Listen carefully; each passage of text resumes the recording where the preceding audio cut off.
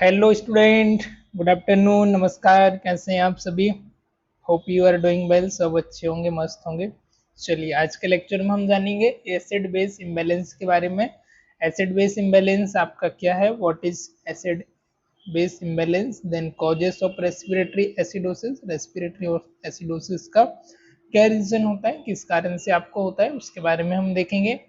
फिर हम देखेंगे क्लिनिकल मैनिफेस्टेशन, राइट। आपको कौन कौन सा क्लिनिकल मैनिफेस्टेशन है उसके बारे में हम जानेंगे।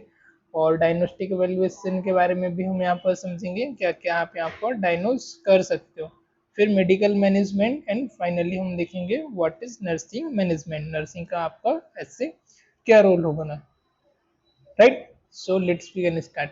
चलिए, तो यहाँ पर हम देखेंगे introduction of the acid base balance. Acid base imbalance, sorry imbalance, acid base imbalance refer to distribution in the body's pH level which can lead to either acidosis or pH less than 7.35 or alkalosis pH less more than 7.45, right. अब यहाँ पर क्या बताया, acid base imbalance refer to disturbance in the body's pH level. जो आपकी body का pH level होता है उनमें डिस्टरबेंस आना किसी भी प्रकार का, या तो नॉर्मल रेंज से ज्यादा हो जाना या फिर कम होना, या तो फिर इंक्रीज होना या फिर डिक्रीज होना, it is known as the respiratory acidosis, right. या तो ये ज्यादा हो सकता है या कम हो सकता है। नॉर्मल इसका जो पीएच होता है वो कितना होता है, 7.4 या 7.35 के आसपास हम इसको मान के चलते हैं, इतना इसका नॉर्मल रेंज है। यदि इससे कम होता है तो हम इसको क्या बोलते हैं, एसिडोसिस। यदि फिर इससे ज्यादा होता है, मीन्स आपका 7.35 से यदि बिलो हो रहा है, इससे आपका कम आ रहा है, तो इसको हम बोलेंगे एसिडोसिस, राइट। और यदि इसके अबव जा रहा है, इससे ज्यादा हो रहा है, तो ये हो जाता है हमारा रेस्पिरेटरी एसिडोसिस, है ना। is one of the type of acid base imbalance that occur when the lungs cannot remove oxygen, sorry, carbon dioxide CO2, leading to accumulation of the CO2 in the blood and decrease in the pH, है ना। किस condition में, जब आपका patient यदि respiratory acidosis में है, तो उस समय पर क्या होता है, आपका लंग्स क्या कर रहे हैं, CO2 का रिमूव नहीं कर पा रहे हैं, कार्बन डाइऑक्साइड को आपकी बॉडी से बाहर रिलीज नहीं कर पा रहे हैं, और वो एक्यूमुलेट हो रही कहाँ पर, आपके ब्लड में। ब्लड में एक्यूमुलेशन होने की वजह से क्या हो रहा है, आपका ब्लड का जो पीएच है, राइट, ब्लड का पीएच है वो क्या हो रहा है, डिक्रीज हो रहा है। इसको हम बोलते हैं आपका रेस्पिरेटरी एसिडोसिस या एसिड बेस इम्बैलेंस, राइट। अभी हम यहाँ पर देखेंगे causes of the respiratory acidosis. Respiratory acidosis के आपके क्या क्या कॉज हो सकते हैं। Respiratory acidosis can be caused condition that impair the ability of the lungs to remove CO2 from the body। ये कब होता है, तब आपका लंग्स CO2 कार्बन डाइऑक्साइड को आपकी बॉडी से बाहर रिमूव नहीं कर रहा है ना। जितना आप क्या लेते हो, इनटेक करते हो, आप एयर को इनटेक करते हो, ऑक्सीजन को लेते हो, वैसे ही आपकी बॉडी से बाहर निकालना इंपॉर्टेंट हो जाता है आपकी बॉडी से, किसको, कार्बन डाइऑक्साइड। यदि आप अपनी बॉडी से कार्बन डाइऑक्साइड को बाहर नहीं निकालेंगे, लंग्स आपका प्रॉपर फंक्शन नहीं करेगा, तो आप रेस्पिरेटरी एसिडोसिस में भी पेशेंट आपका जा सकता है, राइट। तो इसको आपकी बॉडी से बाहर निकालना भी इम्पोर्टेंट होता है। अब ये किस रीजन से, किस कंडीशन की वजह से हो सकता है, कुछ यहाँ पर डिसीज आ जाती है जिसकी वजह से हो सकता है। फर्स्ट आ जाएगा आपका chronic obstructive pulmonary disease, means COPD. Then asthma, किससे हो सकता है, फर्स्ट वन आपका सीओपीडी के रीजन से हो सकता है।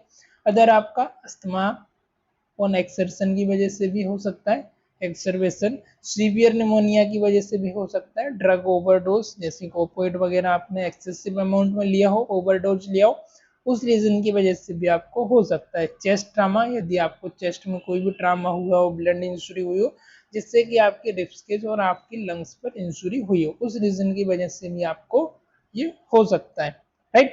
अभी हम देखेंगे neuromuscular disorder affecting respiratory muscles, जैसे कि जो न्यूरोमस्कुलर डिसऑर्डर है उसके वो भी इसको अफेक्ट कर सकते हैं, जिसमें आ जाएगा आपका माइस्थेनिया ग्रेविस, उसकी वजह से भी आपका ये अफेक्ट होता है। फिर हम देखेंगे क्लिनिकल मैनिफेस्टेशन, मतलब आपको क्या क्या साइन एंड सिम्टम इससे हो सकते हैं। तो साइन सिम्टम की यदि हम बात करें तो क्लिनिकल मैनिफेस्टेशन इंक्लूड, फर्स्ट आ जाएगा आपका डिसेप्निया, मीन्स शॉर्टनेस ऑफ ब्रीथ होना, ब्रीथिंग डिफिकल्टी होना एंड शॉर्टनेस ऑफ ब्रीथ होना। अदर आ जाएगा आपका रैपिड ब्रीथिंग, मीन्स आपका टेकिकार्डिया, ब्रीथिंग आपकी रैपिड होना, जल्दी जल्दी आपको ब्रीथिंग होना, मीन्स आपको दम लगना, या तो आपका ब्रीथ कम होना, या फिर ज्यादा आप जल्दी जल्दी आपका श्वास फूलने लग रहा, लॉन्ग या डीप ब्रीथ होना, राइट, इस तरीके से। अब हम यहाँ पर देखेंगे दूसरा आ जाएगा आपका हेडेक होना, इसकी वजह से आपको एसोसिएटेड आपका हेडेक भी हो सकता है, कंफ्यूजन भी होगा, आपको ड्राउजीनेस, आपको नींद आएगी, right. Cyanosis, bluish discoloration of skin and mucous membrane, जो आपकी म्यूकस मेम्ब्रेन है जिस जगह पर भी प्रेजेंट होती है, और आपकी जो स्किन है वहां पर क्या होगा, साइनोसिस होगा। साइनोसिस इन द सेंस की साइनोसिस मीन्स आपका ब्लूइश डिस्कलरेशन, आपकी स्किन का कलर जो है वो ब्लू होने लग जाएगा, राइट। अभी हम यहाँ पर बात करेंगे डायग्नोस्टिक एवेल्युएशन में। अब आपके पास ये सारे सिम्टम्स हो गए और आपके पास कॉजेस पता चल गया, अब आप इसको डायग्नोस करोगे। तो डायग्नोस करने के लिए क्या क्या क्राइटेरिया होता है वो देखेंगे हम। तो फर्स्ट आप यहाँ पर कराओगे आर्टेरियल ब्लड गैस, एबीजी, है ना, in short ABG, analysis to pH, arterial pressure of carbon dioxide and bicarbonate level. इसमें आप क्या क्या चेक करोगे, आप एबीजी कराओगे, आर्टेरियल ब्लड गैस जो आपका टेस्ट होता है वो आपको कराना है, और इसमें आपको क्या देखना है, जो कि हम आर्टरी से कलेक्ट करते हैं, अक्सर आपने हॉस्पिटल में देखा रहेगा ना, जो सीवियर केसेस आईसीयू पेशेंट रहते हैं, इस तरीके के पेशेंट रहे, हमने अभी देखा, अस्थमा का हो गया आपका, राइट, सीओपीडी का हो गया, जिनको ब्रीथिंग डिफिकल्टी है वो पेशेंट हो गया, है ना, टिकिफनिया का हो गया, ये सारे पेशेंट को हम इसको चेक करते हैं। तो इसमें हम क्या चेक करेंगे, आपका आपका हम यहाँ पर बाइकार्बोनेट चेक करेंगे, और आपका कार्बन डाइऑक्साइड का लेवल हम यहाँ पर चेक करेंगे कि आपके ब्लड का पीएच कितना आ रहा है। देन आप क्या करा सकते हो, चेस्ट एक्सरे करा सकते हो, टू एवेल्युएट, क्यों कराना है, to evaluate lung function and detect any underlying pulmonary condition. आपको चेस्ट एक्सरे भी करा के देखना है, ताकि आपको लंग्स के जो फंक्शन है वो पता चल जाए, या कोई अंडरलाइंग पल्मोनरी और कोई कंडीशन तो नहीं है, वो भी आप वहां से इवेलुएट कर सकते हो।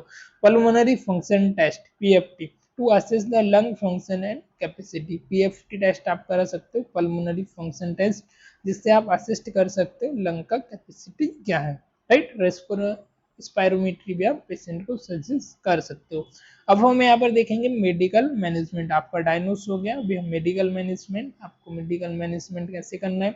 तो medical management of the respiratory acidosis focusing on addressing the underlying cause and improving ventilation treatment में इंक्लूड। ओवरऑल यदि मेडिकल मैनेजमेंट की बात करें तो हम इसको अंडरलाइंग कॉजेस क्या है उसको आपको ट्रीट करना है, रेस्पिरेटरी आपको एसिडोसिस को मैनेज करना है, जो सिम्टोमेटिक ट्रीटमेंट है वो भी आपको करना है, जैसे ब्रीथिंग डिफिकल्टी हो गई, राइट, ये सारी चीज़ों को आपको करना है। तो ऑक्सीजन थेरेपी फर्स्ट वन तो यहाँ पर आ जाएगा कि भाई ब्रीथिंग डिफिकल्टी है, डिसेप्निया है, शॉर्टनेस ऑफ ब्रीथ है, तो आपको ऑक्सीजन थेरेपी पेशेंट को स्टार्ट करनी पड़ेगी, है ना। तो फर्स्ट आ जाएगा आपका ऑक्सीजन थेरेपी। सेकंड आप यहाँ पर ले सकते हो bronchodilator to relieve airway constriction in the condition like asthma और सीओपीडी। अस्थमा और सीओपीडी की कंडीशन में यदि आपको ये डिसीज है तब आप ब्रोंकोडाइलेटर भी दे सकते हो पेशेंट को, क्यों, क्योंकि ये एयरवे में कॉन्स्ट्रिक्टर ना हो, एयरवे आपका सुकड़े ना, वो डायलेट रहे, ताकि आप ऑक्सीजन इजिली आप ले सको और आप रिलीज कर सको, राइट। तो ब्रोंकोडाइलेटर आप सीओपीडी और अस्थमा की कंडीशन में भी प्रेफर कर सकते हो। फिर आ जाएगा mechanical ventilation for severe cases of respiratory failure. यदि आपका पेशेंट सीवियर केसेस में है, रेस्पिरेटरी फेल्यूर है, तो आप पेशेंट को इंटूबेट करके पेशेंट को वेंटिलेट भी कर सकते हो, right, as per condition.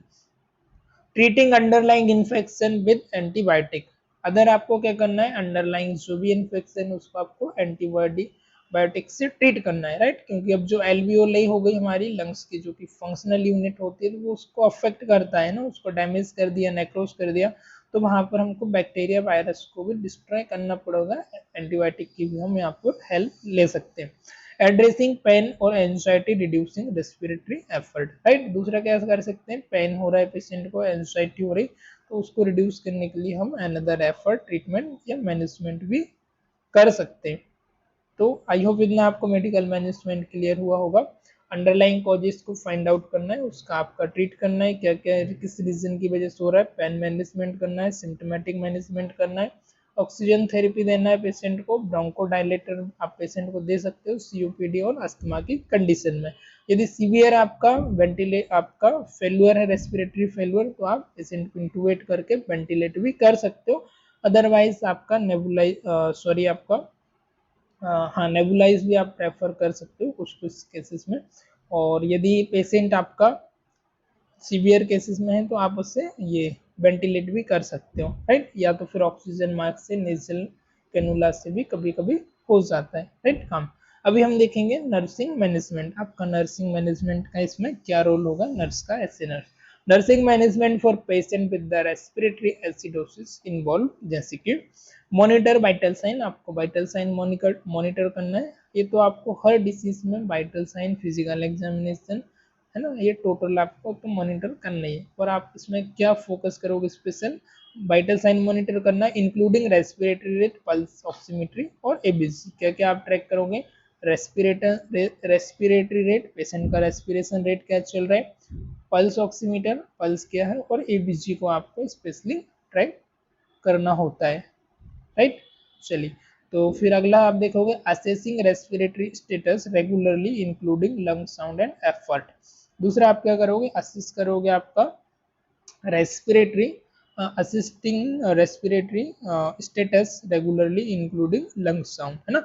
Respiratory को आपको असिस्ट करना है, जिसमें आप क्या देखोगे लंग साउंड के बारे में, पेशेंट का एफर्ट के बारे में, भाई डीप ब्रीथ है, सेलो ब्रीथ है, ज्यादा पेशेंट को एक्स्ट्रा एफर्ट लगाने की आवश्यकता तो नहीं हो रही है, राइट। देन देखोगे providing oxygen therapy as prescribe and monitor for sign of oxygen toxicity. Oxygen आपको थेरेपी प्रोवाइड करना है, जितना आपको बताया गया है, जितना आपको प्रिस्क्राइब किया उतना आपको मॉनिटर, जितने लीटर पर आवर के हिसाब से बताया गया है वैसा आपको स्टार्टिंग करना है, जिस हिसाब से डॉक्टर ने सजेस्ट किया। ऑक्सीजन टॉक्सिसिटी को भी आपको, साइन को भी ऑब्जर्व करना है। फिर हम देखेंगे positioning the patient to maximize ventilation such as elevating the head of bed. Patient को आपको सेमीफोलर या आपको सेटिंग पोजीशन में रखना है, सेमीफोलर में आप रख सकते हो, जिससे कि क्या हो सकता है पेशेंट का जो रेस्पिरेटरी रेट है वो नॉर्मल चलता रहे, है ना। तो मैक्सिमाइजिंग वेंटिलेशन, आपको वेंटिलेशन ज्यादा हो उसके लिए आपको एफर्ट करना है, पेशेंट को आपको एलिवेटेड रखना है हेड को, और पेशेंट को आपको सेमीफोलर पोजिशन में रखना है, right. Collaborating with the health care provider to optimise treatment and address any complication. दूसरा आप कोलैब कर सकते हैं आपके हेल्थ केयर प्रोवाइडर से कि भाई क्या क्या treatment and address any complication. यदि कोई भी आपको कॉम्प्लिकेशन हो रहा है, कोई भी आपको इसकी वजह से प्रॉब्लम हो रही है, तो आप अपने हेल्थ केयर फिजिशियन को कंसल्ट कर सकते हैं। दूसरा आ जाएगा आपको, यदि आपको सीवियर ब्रीथलेसनेस है, पेशेंट आपका डीप ब्रीथ ले रहा है, शॉर्टनेस ऑफ ब्रीथ है, तो आप पेशेंट को उल्टा भी लेटा सकते हो चेस्ट के, है ना, प्रोन पोजीशन में भी आप पेशेंट को प्रोवाइड कर सकते हो। Educating the patient and family about the condition, treatment plan and measures to prevent exacerbation, right. Exacerbation ना हो इसके लिए आप पेशेंट को हेल्थ एजुकेशन बता सकते हो, ट्रीटमेंट वगैरह प्लान के बारे में, जो भी पेशेंट की कंडीशन है वो पेशेंट को आपको एक्सप्लेन कर सकते हो, कैसे मैनेज करना है वो सारी चीज़ों के बारे में भी आप पेशेंट को बता सकते हो, राइट।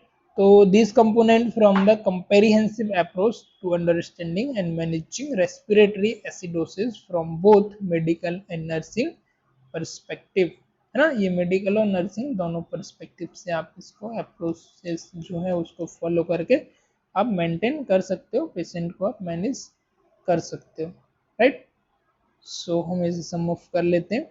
फर्स्ट वन हमने यहाँ पर देखा introduction of the acid base balance. Acid base balance आपका क्या है, इम्बैलेंस, नॉट बैलेंस, इम्बैलेंस। यहाँ पर यदि आपका पीएच 7.35 के बिलो जा रहा है, 7.35 के नीचे जा रहा है, इस केस में क्या हो रहा है, आपको रेस्पिरेटरी एसिडोसिस हो रहा है। यदि आपका पीएच 7.45 के ऊपर जा रहा है, अबव जा रहा है, तो आपको रेस्पिरेटरी एल्कलोसिस हो रहा है ना। ये आपके रेस्पिरेटरी एल्कलोसिस की कंडीशन होती है।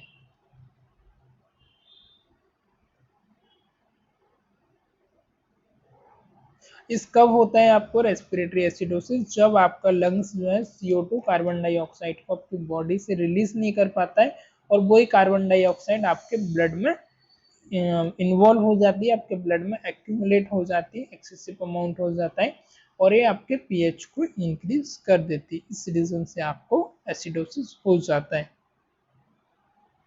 पीएच को डिक्रीज कर देती है, राइट। तो रेस्पिरेटरी एसिडोसिस कैन कॉज, कुछ कंडीशन होती है जिसकी वजह से आपको हो सकता है, जिसमें आपका लंग से कार्बन डाइऑक्साइड बाहर नहीं निकल सकती, जैसे आपका सीओपीडी हो गया, अस्थमा हो गया, सीवियर निमोनिया हो गया, ड्रग का ओवरड्यूस हो गया, चेस्ट में आपका कोई ट्रामा हुआ हो या न्यूरोमस्कुलर आपका कोई भी अफेक्ट हुआ हो मसल्स में, इस रीजन से भी हो सकता है। क्लिनिकल मैनिफेस्टेशन में आपको डिसेप्निया होगा, mean shortness of breath, rapid breathing होगी, टेकिकार्डिया होगा, आपको ब्रीथिंग डिफिकल्टी होगी, हेडेक होगा, कंफ्यूजन होगा, ड्राउजीनेस होगा, सीवियर स्वेटिंग वगैरह भी आपको हो सकती है, कंफ्यूजन हो सकता है, रेस्टलेसनेस हो सकता है, आपको ड्राउजीनेस भी आपको हो सकता है ना। ये सारे साइन एंड सिम्टम आपको देखने को मिलेंगे। फिर डायग्नोस्टिक में हमने देखा आप कंप्लीट ब्लड काउंट करा सकते हो, एबीजी करा सकते हो, आर्टेरियल ब्लड काउंट जिसमें आपको पीएच चेक करना है, आपको कार्बन डाइऑक्साइड का लेवल चेक करना है और बाइकार्बोनेट का आपको यहाँ पर चेक करना है ना। चेस्ट एक्सरे आपको कराना है जिसमें आप डिटेक्ट करोगे यानी कोई अंडरलाइंग कंडीशन तो नहीं है। पल्मोनरी टेस्ट आपको कराना है, पीएफटी पल्मोनरी फंक्शन टेस्ट।